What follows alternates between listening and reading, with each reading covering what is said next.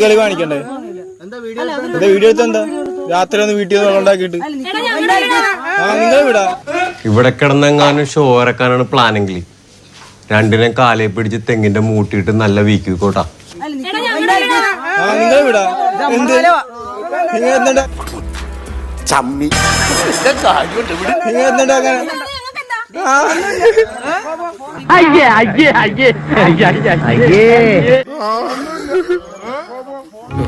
ഇനി ഇവിടെ നിന്ന് അഴിവണ്ടാവാ, നമുക്ക് അങ്ങോട്ട് മാറിയിക്കാം.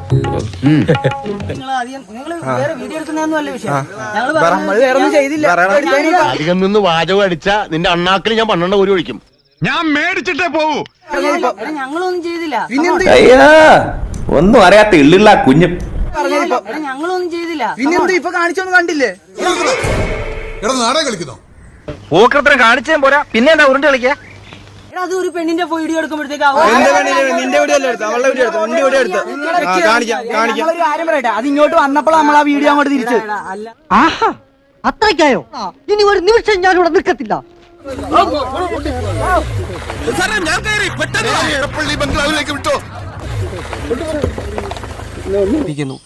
തോന്നുമ്പോ സ്വന്തം മകനെന്ന രീതിയിൽ എന്താ തോന്നിപ്പോ?